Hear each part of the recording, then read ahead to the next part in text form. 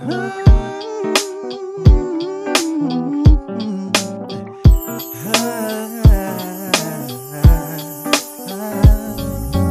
une vie nouvelle qui commence, une nouvelle destinée. Les choses anciennes sont du passé, tout est devenu nouveau. C'est sans peine que j'embrasse le futur pour vivre cette aventure. Bonjour, nous sommes dans la joie d'être avec vous dans cette nouvelle émission, Les gens qui bouleversent le monde. Pourquoi les gens qui bouleversent le monde? Nous sommes inspirés de ce qui se passe dans la Bible. Nous sommes dans Actes des Apôtres, chapitre 17, verset 6, où les bourreaux de Paul et Silas veulent à tout prix le lapider. Et ils feront ces rapports. Ces gens qui ont bouleversé le monde sont arrivés chez nous. Chez nous, c'est où? C'est dans Thessalonique. Et aujourd'hui, nous nous inspirons de cet exemple-là pour vous faire comprendre que dans cette émission, nous allons recevoir toutes les personnalités, tous les personnages qui ont eu un impact dans ce pays, dans cette ville de Kinshasa.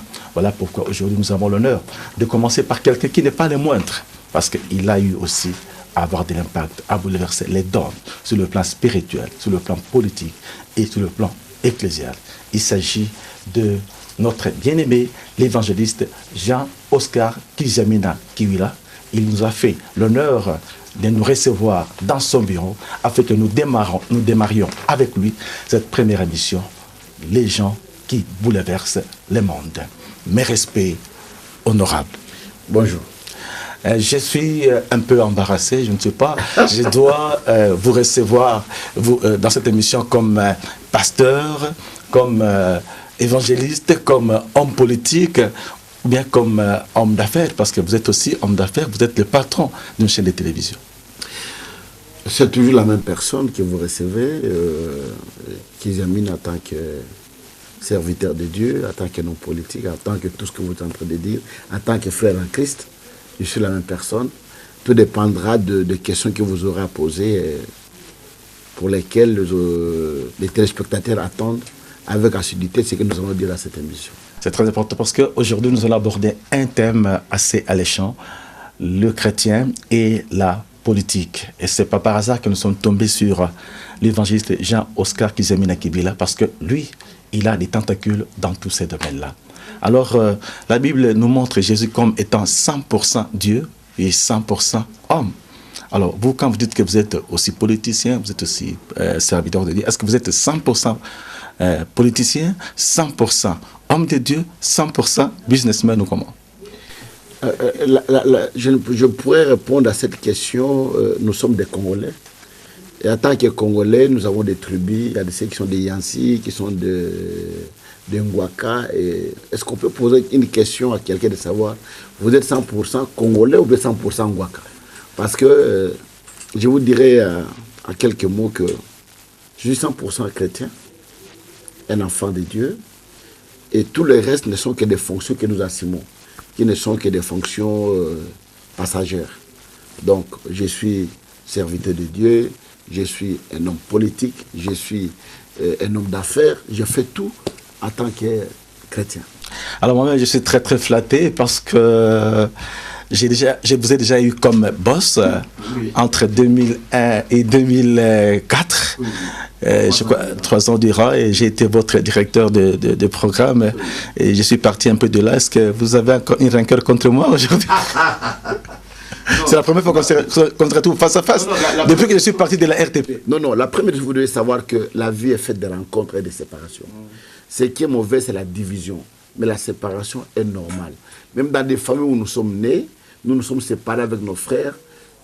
L'un est parti aux États-Unis, l'autre au Canada, l'autre encore, je ne sais pas, il est resté à Kinshasa. Nous nous sommes séparés, nous nous rencontrerons ou bien nous ne nous rencontrerons plus jamais. Donc la vie est faite de rencontres et de séparations. On ne peut pas avoir de rancœur. L'homme ne peut être mieux que là où il aime être. Ok, merci beaucoup. Et après que nous sommes là et vous nous avez reçus et que nous sommes en train de faire cette émission, de monter cette émission qui est la toute première dans cette nouvelle configuration, ces gens qui bouleversent le monde. Alors la première question à vous poser aujourd'hui, évangéliste Jean-Oscar Kijamina Kiwila, je vous appelle in extenso parce que je connais. Aujourd'hui, êtes-vous content d'être serviteur de Dieu? Vous êtes parti, je connais un peu l'histoire, vous êtes parti de chez Tambolo Koki, frère Ignace, vous avez été chez lui, il est votre père spirituel. Aujourd'hui, après toutes ces années que vous évoluez seul, est-ce que vous êtes content de vous en tant qu'évangéliste? Est-ce que vous réalisez que ce que vous avez à faire, votre mission comme serviteur de Dieu est arrivé vraiment et s'est accompli tel que vous le souhaitiez? En fait, on ne peut pas être content à 100% à ce qu'on est en train de faire parce que dans toute œuvre, il y a toujours des imperfections. Il y a des choses auxquelles nous sommes habilités d'organiser, d'arranger, de faire tout ce que... Mais en grande partie, je vous dirais que je suis très, très, très content du travail que je suis en train de faire pour les seigneurs. Je suis parti de la foi audacieuse, je n'avais que 2 ans et demi de conversion. Je me suis converti le 9 février 1986. J'ai reçu le Seigneur Jésus-Christ comme Seigneur et Sauveur. À 6 mois de ma conversion, j'étais déjà un intercesseur et dans une année, je dirigeais une cellule de prière. Et au bout de 2 ans et demi, en 1989, le 16 février, le 16 janvier, j'ai été libéré. On a prié pour moi pour commencer le ministère. Et j'ai commencé ce ministère, la puissance du nom de Jésus-Christ, à Regini, c'est l'avenue locale. Et sur cette avenue, on n'avait même pas une seule chaise. Les gens se mettaient sur le bloc de briques.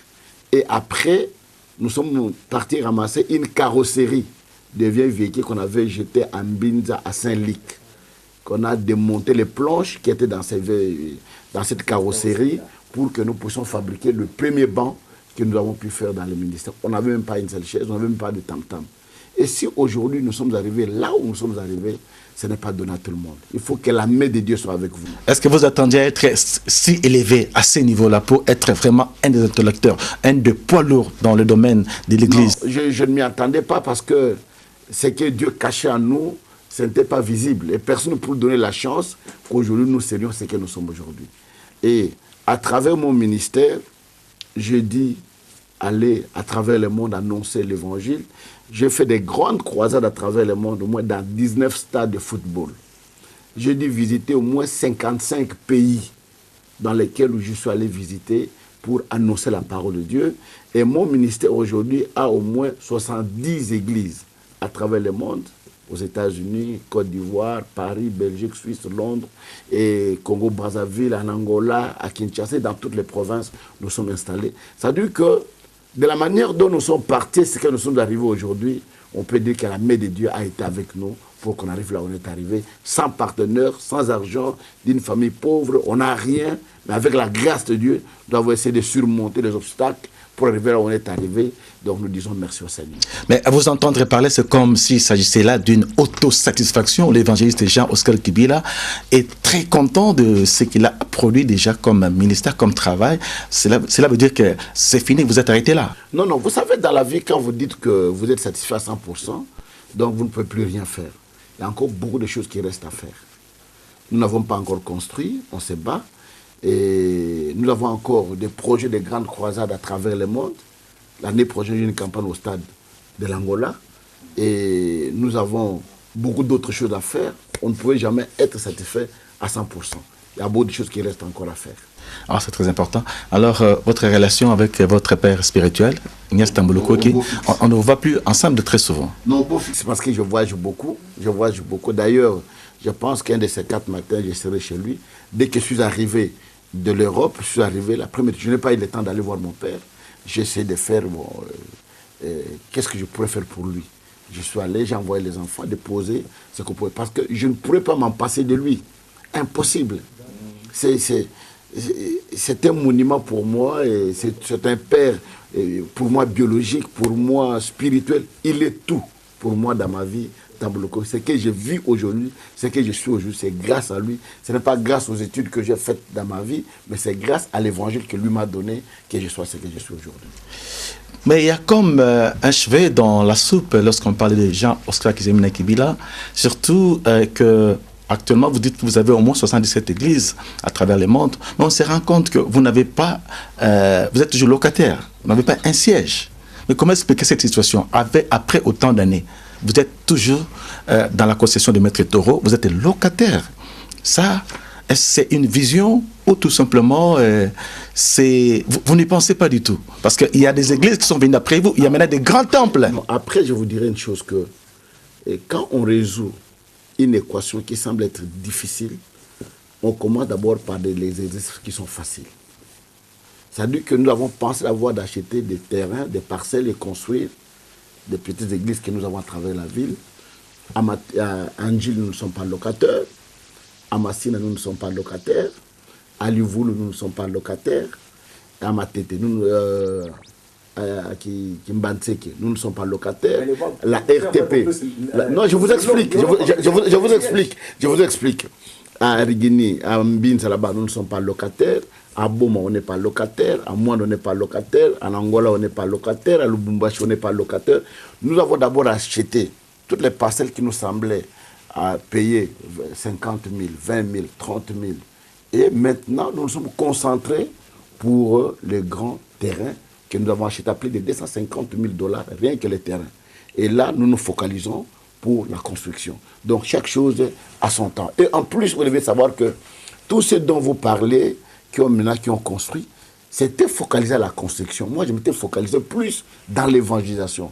Et vous savez ce que ça coûte, l'évangélisation. Faire une campagne au stade à plusieurs fois que j'ai pu faire, vous savez ce que ça m'a coûté. Donc, c'était une vision pour moi d'abord d'évangéliser et après construire. Et bientôt, nous allons commencer les travaux. Mais disons, au départ de votre ministère, vous vous présentez comme évangéliste.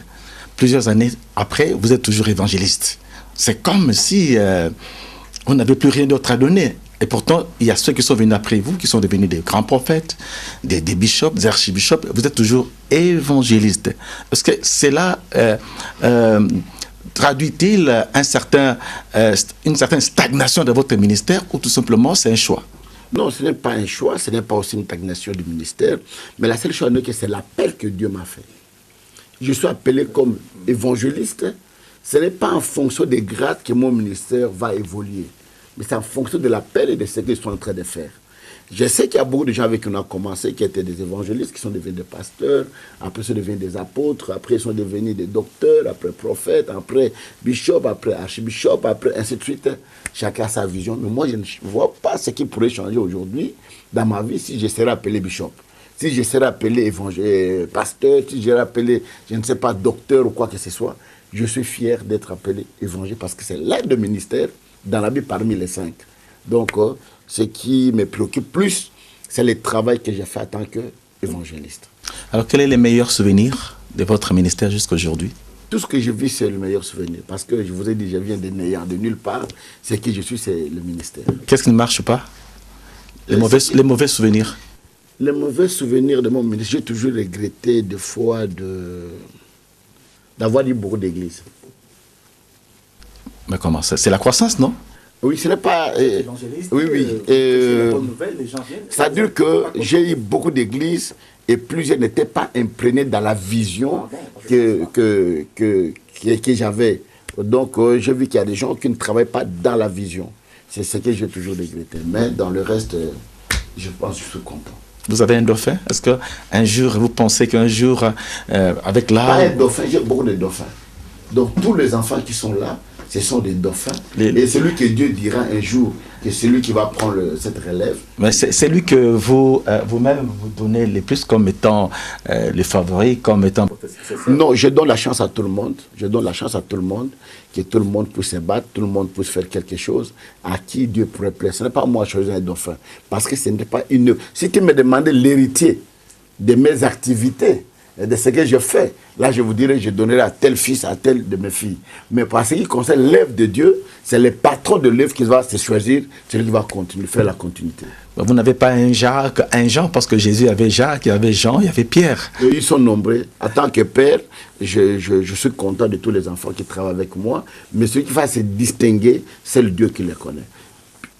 Moïse, il avait Caleb, il avait Josué, et il avait Aaron, et tant d'autres. Mais Dieu lui a dit, j'ai choisi Josué. C'est-à-dire de choisir celui qui va prendre l'élève de ce travail. J'aimerais un peu que vous puissiez dire un mot sur votre production littéraire. Il me semble que vous avez aussi écrit des livres. Oui, j'ai écrit 2 livres. Que ça va? J'ai écrit 2 livres, c'est le premier, le mystère de la poussière à l'élévation. Ça, c'est votre témoignage. mon témoignage. Et le deuxième, c'est le mystère de la croix, dans lequel je suis en train d'expliquer comment Christ a accouché à la croix de Golgotha. Comment Christ a accouché l'Église à la croix de Golgotha.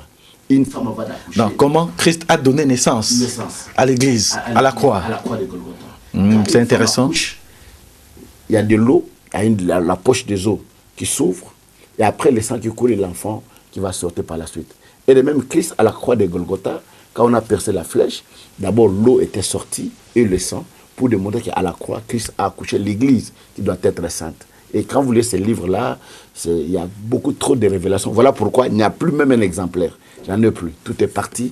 Je dois encore rééditer. De toute façon, vous allez faire diligence pour nous trouver un exemplaire et on doit pouvoir faire une émission spécialement sur ça parce que je me rends compte qu'il s'agit là d'une certaine révélation. Je crois que peu de personnes pensent, réfléchissent de cette manière-là, que sur la croix aurait eu l'accouchement de l'Église par le Christ. On va y revenir. Alors maintenant, parce que notre sujet porte sur le chrétien et la politique, pasteur Kizemina Kibila, évangéliste, c'est parce que vous voulez qu'on vous appelle ainsi. Vous avez été député, n'est-ce pas? Vous avez côtoyé les méandres politiques, les coups bas, tout ce qui se passe. Parce que, non, pas honorable. Je suis reconnu député à tous les niveaux, malgré que je ne siège pas. Donc je suis député non siégeant. Ah, justement, les problèmes, c'était ça, vous ne siégez pas. Oui. Bon, ça veut dire que vous êtes dans ce monde politique-là. Oui. Alors aujourd'hui, compte tenu de tout ce que vous êtes en train de vivre, tout ce que vous avez vécu, vous avez compris comment les alliances se font et se défont dans la politique. Quelqu'un qui était votre ami hier, demain peut devenir votre opposant automatiquement. Est-ce qu'aujourd'hui, vous pouvez recommander le chrétien de faire la politique autrement? Je vais vous poser la question autrement. Est-ce qu'aujourd'hui, à partir de votre expérience, est-ce qu'un chrétien doit faire la politique ou peut faire la politique? Un chrétien peut faire la politique parce que c'est un appel. C'est un appel. On ne peut pas dire que tout chrétien doit devenir pasteur. Tout chrétien peut devenir serviteur de Dieu et comme tout chrétien peut devenir un homme politique. C'est un appel. Si Dieu t'appelle à le faire, tu peux le faire. Et je donnerai comme conseil, par mon expérience, ne peut faire la politique que c'est un chrétien qui est mûr. Parce qu'il y a trop de coups bas, il y a trop de tendances là-dessus. Il faut que tu sois mûr en fait de faire face vent et marée qui pourraient susciter dans la politique. Et parce que vous dites que vous êtes toujours parlementaire, n'est-ce pas? Vous ne siégez pas. Vous savez que dans le Parlement, il y a deux classes politiques. Il y a la majorité et l'opposition. Mais pas seulement ça. Il y a l'opposition, il y a la majorité, il y a les centristes. Bon, par rapport à tout cela, vous êtes où? Moi, je suis les centristes.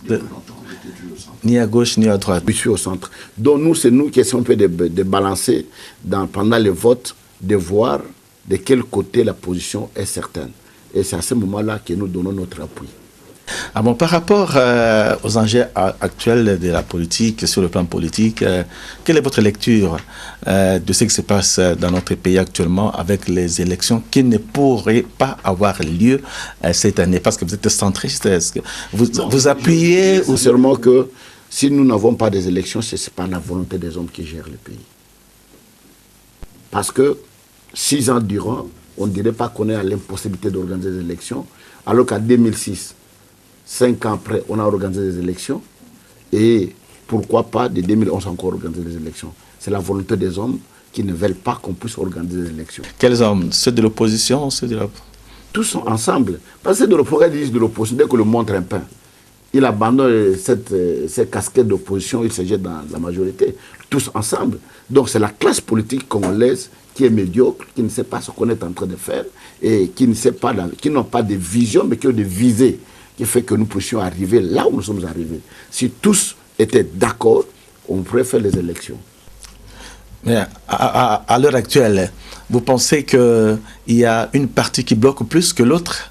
Quelle est la partie qui bloque plus les processus que... Moi, je vous dirais que tous deux bloquent.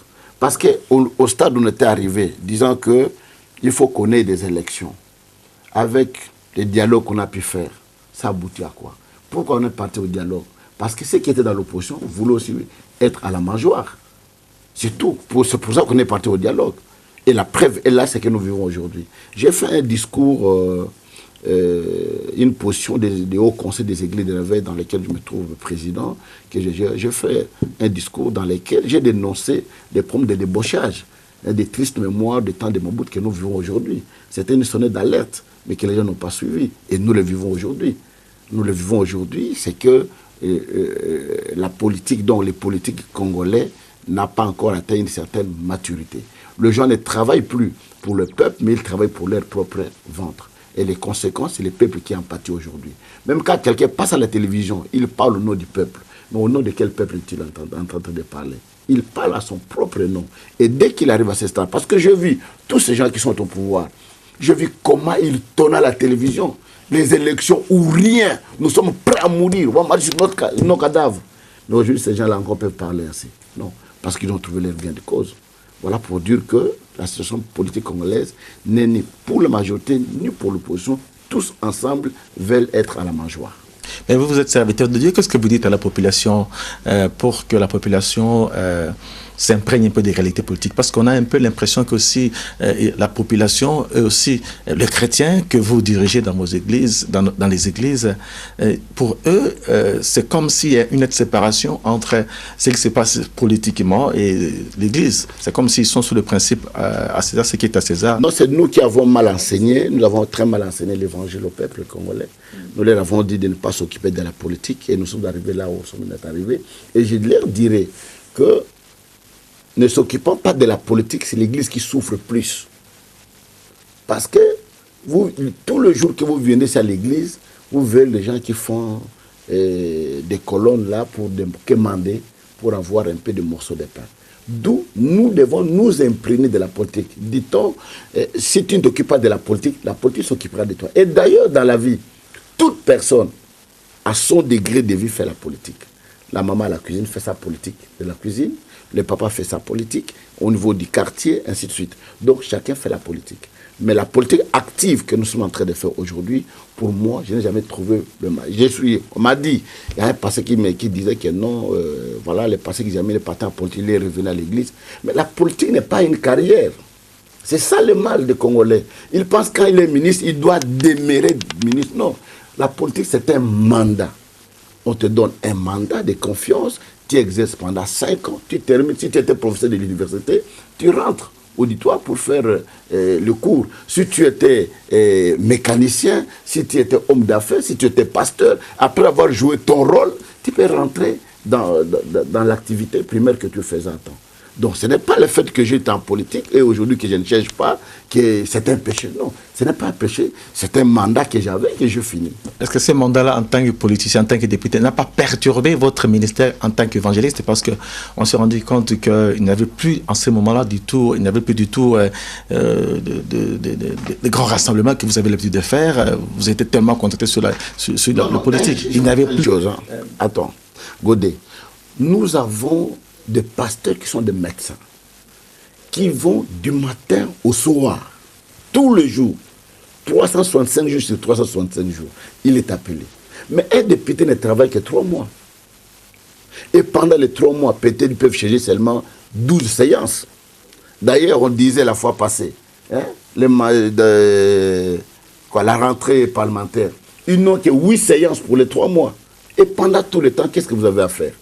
Vous avez un pasteur qui est professeur de l'université, qui doit préparer le cours, qui doit aller, qui doit être là corriger les TP des enfants, qui doit faire des recherches, mais il est pasteur. Tout le jour, il doit être là. Et celui qui travaille à mi-temps, 3 mois de vacances, 3 mois de session, qui d'eux travaille mieux? Moi, je pense que c'est une mentalité archaïque que nous avons dans notre pays, de voir la politique comme c'est un diable. Et la politique, c'est une science. Et une science ne peut pas être discriminatoire. Je me rappelle, lorsque vous avez exprimé votre désir d'embrasser la carrière parlementaire, oui, sur notre chaîne, vous avez un débat houleux. Je crois qu'on peut retrouver les éléments. Si on a la chance de retrouver cela, on pourra balancer ça, si pas dans cette émission, mais dans une prochaine émission. Donc, je demande aux archivistes de chercher pour voir un peu si, avec le temps, c'est vous qui avez raison ou c'est lui qui avait... Aujourd'hui, tout le monde me donne raison. Tout le monde me donne raison. Mais pourquoi? Parce que tout le monde... Parce que vous n'êtes plus là-bas. Vous avez ressorti. Mais non, je suis toujours là. Si je ne suis pas pas au Parlement, c'est par la volonté du pouvoir congolais qui n'a pas voulu que je sois au Parlement. La preuve en est que j'ai porté plainte, j'ai gagné le procès. On a demandé au Parlement congolais de me réintégrer ou bien de me dédommager. Et nous sommes arrivés au dédommagement. Et jusqu'aujourd'hui... C'est quoi? Vous avez porté plainte pourquoi? Je portais plainte parce que j'ai été invalidé arbitrairement. Vous avez été élu, vous avez été à la Cour suprême de justice? J'ai siégé au Parlement, j'ai posé des actes parlementaires. Et après, un des 4 matins, j'ai été invalidé. Et je me suis retrouvé avec 2 arrêts de la Cour. L'un qui me reconnaissait que j'étais élu, et l'autre disait que je n'étais pas élu, j'étais invalidé. Et je portais plainte, j'ai gagné le procès contre le gouvernement congolais. Et qui a reconnu, nous avons siégé, et nous avons même signé un protocole d'accord pour qu'on puisse me dédommager. Malheureusement que nous sommes dans un état où on n'écoute que la voix des balles qui crépitent. Alors, jusqu'aujourd'hui, on ne nous a jamais donné quelque chose. Ça fait 6 ans aujourd'hui. Mais vous continuez à percevoir votre émolument en tant que député? Non, on ne nous donne pas, parce qu'on a dit, comme nous ne siégeons pas, on débloque un montant, on s'arrange sur un montant qu'on doit nous dédommager, comme je ne siège plus. Et on a signé le protocole d'accord, on a fixé un montant qu'on n'a jamais donné jusqu'à aujourd'hui. Alors là, vous allez encore porter plainte, certainement? Non, moi, je pense que nous laissons entre les mains du Seigneur, les saints et les seuls juges. Et les conséquences de l'injustice, c'est ce que nous sommes en train de vivre aujourd'hui. Justement, c'est à cause de ça que votre interlocuteur dans ces débats-là vous disait qu'il ne faut pas faire la politique parce qu'on va vous souiller. Non, on ne m'a pas souillé. On ne m'a pas souillé parce que, tant que la lumière, la lumière est importante quand il y a les ténèbres. Le sel est important quand il y a la viande. Mais, nous, en tant que sel, quelle est notre importance si nous n'entrons pas là où il y a une pourriture pour donner le goût? Quelle est notre importance? Nous devons être là. Moi, je pense que j'étais en politique, je suis sorti tête haute. Je fais ce que je pouvais faire et je n'ai jamais regretté. Voilà pourquoi j'ai dit que s'il faut refaire, je le referai. Vous allez refaire prochainement? Mais malheureusement, 2017 ici, il n'y a pas d'élection. Il n'y a pas d'élection. À tout moment qu'il y aura élection, je me retrouverai toujours. Oui, Dieu seul sait. Vous pensez qu'en 2018, ça peut marcher? Mais moi, ça marche toujours. En 2006, j'étais premier, le mieux élu du Mwamba. J'étais premier sur 300 et quelques candidats qu'on était à Mwamba. J'étais sorti premier. En 2011, j'ai encore gagné. J'étais parmi les 6 premiers du Mwamba. Hein? Parce que nous avons les PV, les cartons des PV qu'on avait. J'avais des témoins dans tous les bureaux qui nous ont amenés et je savais qu'ils devraient gagner à Mwamba. Parce qu'on fait la compilation, tous les jours on avait des témoins dans chaque bureau, on savait que bureau A, on a autant de voix, bureau B, ainsi de suite. On le savait. Et si je suis ce que je suis, c'est par la volonté des hommes et je ne l'ai jamais regretté. Les conséquences, ceux qui sont là, je pense qu'ils le savent, ce qu'ils sont en train de vivre aujourd'hui. Pour autant que ces élections-là puissent avoir lieu en 2018, parce que de plus en plus on parle du référendum, vous avez aussi entendu parler de ces référendums? Mais il n'y aura pas de référendum parce que nous attendons tous sur l'accord de Saint-Sylvestre, sur lequel tout le monde grippe, qui dit qu'il ne pourrait pas avoir référendum. Et je ne sais pas par quelle manière, par quel mécanisme, et quel est l'objet du référendum. Mais le fait que le rassemblement est limité n'est pas inclus dans la chose. Vous ne pensez pas que ça risque, un jour, nous risquons d'aboutir encore sur les débouchés sur un autre dialogue, Mais je vous dis que le dialogue, c'est pour que ceux qui ne se trouvent pas à la mangeoire puissent se retrouver. Mais s'ils étaient des hommes... ne se retrouvent pas. Même c'est de l'humanité, même si d'ailleurs, ils sont là-bas pour se retrouver dans leur mangeoire. Moi, je pense que la seule chose en eux, qu'on n'a plus besoin de dialogue, on n'a plus besoin de négociations, on a besoin d'aller aux élections. Un point très terminé. Et on va dialoguer encore pour faire quoi? Alors, par votre discours, nous connaissons déjà, nous sommes en train d'entrevoir votre vision, votre façon de considérer les hommes politiques de la RDC. C'est comme si, à vous dire, les hommes politiques de la RDC n'ont pas un idéal politique, ils n'y vont que pour leur ventre. Et moi, j'ai jamais pensé que j'avais mis dans une des émissions de chasser même les hommes politiques des églises. Ils n'ont pas de cœur. À la puissance, il n'y a pas des hommes d'église, il n'y a pas des hommes politiques. Non, chez moi, ils ne pourraient pas venir. Il faut commencer par chasser ceux qui sont chez vous. Chez moi, ils ne viennent même pas. Même dans mes campagnes, vous les verrez, ils ne viennent même pas dans mes campagnes. Parce qu'ils savent que cet homme-là, il est trop direct, il est très agressif dans sa prédication, il dit la vérité. Ils ne viennent pas. Vous ne les verrez pas. Mais vous les verrez dans des petites croisades, des petites campagnes, tout ça, là où on les caresse dans les sens de poil, vous les verrez là-bas. Mais dans mes croisades, ils ne viennent jamais. Même si je envoie les invitations, ils ne viennent jamais. Alors dans ce cas, si on chassait les hommes politiques, d'où viendront des hommes politiques? Cette nouvelle classe que nous voulons avoir dans notre pays. Ce qui est en train d'acclamer ces vieux que nous avons connus, nous étions encore des enfants à l'école primaire, ils étaient toujours là. On est en train de dire, à quand on va les acclamer? Voilà ce qui s'est passé en France avec Macron. À 36 ans, 39 ans, il a tout bouleversé. Hein? Il a tout bouleversé. Les jeunes ont dit non, nous devons changer l'idée de notre pays. Mais les jeunes Congolais, comme ils sont affamés, ils sont là à longueur de journée, en train de vieux président, tout ça, ils ne peuvent pas penser à leur avenir. Mais vous-même aussi, évangéliste, c'est quand vous passez, vous ne passez pas inaperçu. On vous acclame et puis vous jetez aussi de l'argent. Non, quand ils viennent, demandez-leur, ils viennent, je m'arrête. Ah, vieux Tozoliate, je dis, à votre âge, vous ne pouvez pas être là pour quémander toute la journée. Faites même du cirage, faites autre chose que de faire ça. Je te donne aujourd'hui, demain, ne viens plus. Alors là, vous avez donné votre considération vis-à-vis de ces hommes politiques. Mais je crois que nous avons besoin du renouvellement de cette classe politique. Alors, essayez maintenant de faire aussi une autocritique au niveau de l'Église. Est-ce qu'aujourd'hui, les hommes de Dieu de l'Église ont-ils la maturité? Est-ce qu'ils peuvent-ils faire le contrepoids par rapport aux hommes politiques? Non, les hommes de l'Église sont des hommes corrompus. Il n'y a rien de bon dans ces pays. Mais je vous dis, non, écoute, mais je vous dis que si nous sommes arrivés là où nous sommes arrivés, c'est par la bénédiction des hommes de l'Église. Vous le savez. Hein? Parce que vous-même aussi, vous êtes parmi ces grands. Mais je vous l'ai dit que c'est parmi les gens qui sont en train de détruire le pays, qui sont corrompus, qui n'ont pas le courage de dire des choses en face, que là ça ne va pas, là c'est condamnable, là c'est bien, là non. Et ils sont là, quand on leur donne quelque chose, une petite enveloppe, ils applaudissent, ils ferment les yeux. Voilà pourquoi nous sommes arrivés là. La population dans les églises, qu'est-ce que nous leur disons? Évangéliste, vous êtes le vice-président d'une grande plateforme dans ce pays, n'est-ce pas?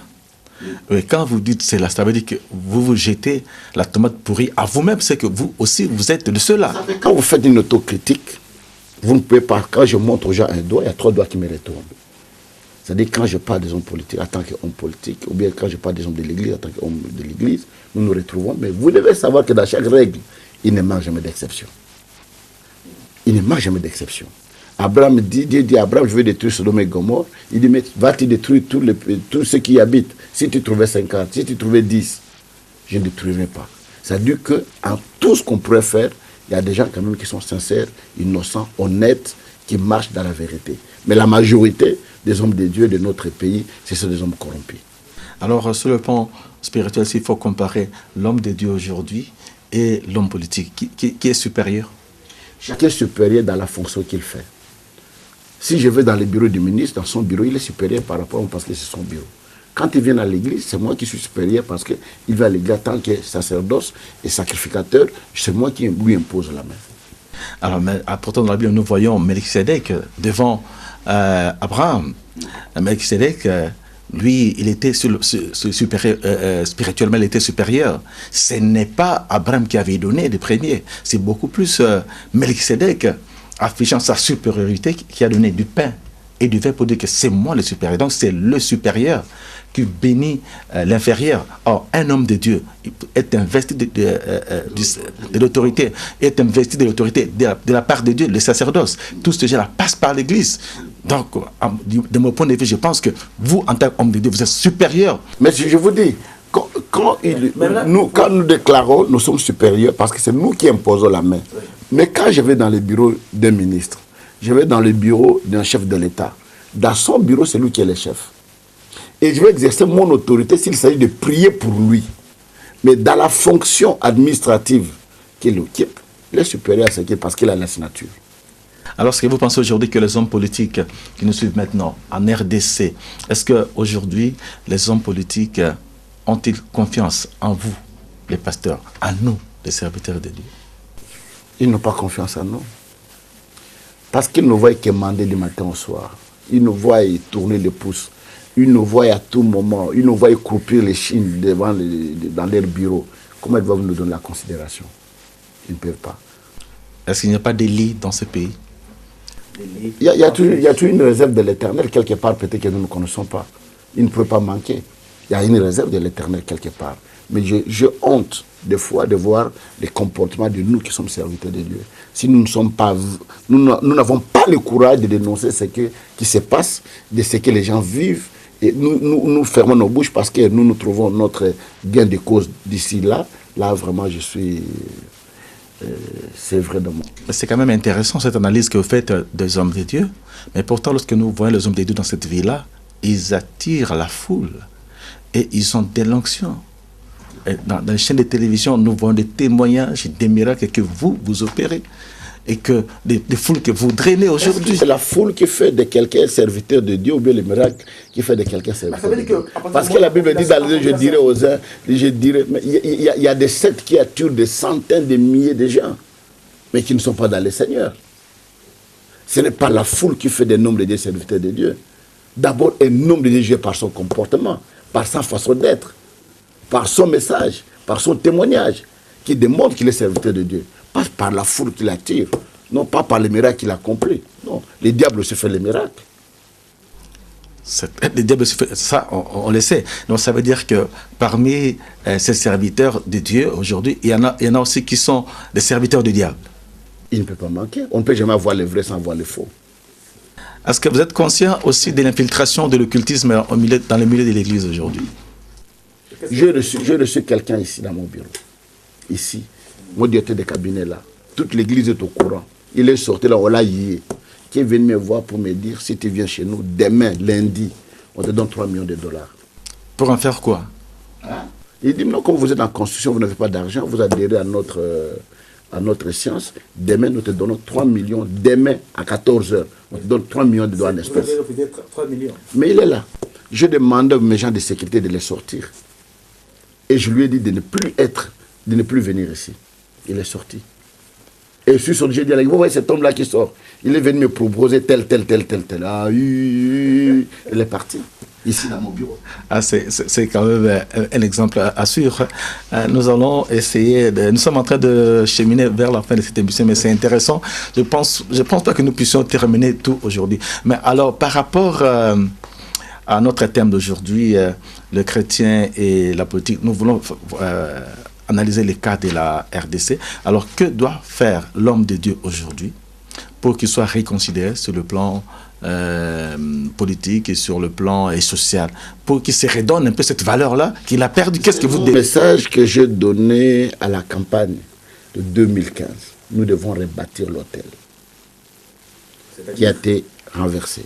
C'est-à-dire que nous devons revenir à la parole de Dieu. Nous devons nous réconcilier avec Dieu. Nous devons nous réconcilier avec nos frères. Là où nous avons offensé, de demander pardon, de nous humilier et de revenir entre les mains du Seigneur pour avancer encore avec lui. Si nous ne nous réconcilions pas avec le Seigneur, nous ne pouvons pas nous réconcilier avec les autres. À votre niveau, y a-t-il une collaboration entre votre plateforme, l'Église catholique, l'ICC et les autres plateformes? Je l'ai réécrit, je l'ai réécrit. J'ai écrit aux catholiques, j'ai écrit aux Kimbanguis, j'ai écrit sauf les musulmans qui nous ont répondu. Alors, quand vous avez vu, en tant que pilier de l'église des réveils, quand vous avez vu l'église catholique s'époumoner pour faire la médiation, pendant que vous étiez là, vous croisiez les bras, pourquoi êtes-vous resté comme ça? Je savais que ça devait échouer. J'avais prédit, si vous partez sur YouTube, je pense, 2 mois avant, j'avais déjà prédit que ça devrait échouer. Vous devriez prendre la relève. Parce que vous êtes très proche de la population. Vous devriez prendre la relève afin que les choses puissent marcher. Mais comment est-ce qu'on peut restaurer la nation si l'Église, vous restez comme ça en marge? Vous ne vous contentez que de critiquer, alors que vous ne faites rien pour que les choses... Je suis venu personnellement, j'ai écrit au chef de l'État à 2 reprises. J'ai voulu les rencontrer. J'ai des accès de réception. J'ai écrit au directeur des cabinets. J'ai des accès de réception. Ils ne m'ont jamais reçu. Vous avez écrit pour qu'on vous nomme ministre ou non, quoi? Parce qu'à un certain moment, on vous avait pressenti comme ministre quelque part, comme ministrable. Non, j'ai écrit parce qu'il y avait des choses que je voulais parler avec eux par rapport à la marche de la nation. J'ai écrit moi. Je ne sais pas si on peut trouver les accès de réception. À 2 reprises. J'ai écrit d'abord à titre personnel. J'ai écrit en tant que président du Haut Conseil des Églises de Réveil. J'ai écrit au président de la République. J'ai écrit au directeur des cabinets parce que je voulais les rencontrer et parler avec lui. Ils n'ont pas répondu à la lettre. Évangéliste, souvent, ce qu'on vous reproche, c'est dont on vous reproche, souvent quand vous parlez comme ça, et que la situation semble un peu noircie, s'il faut parler en termes de Congolais. Vous prenez votre envol, vous êtes en Angola, vous êtes en Paris, et vous vous arrangez pour ne revenir que quand le calme est revenu. Non. En tout cas, je vais vous dire une chose. À chaque fois qu'il y a une situation, Dieu me fait grâce que je ne sois pas au pays.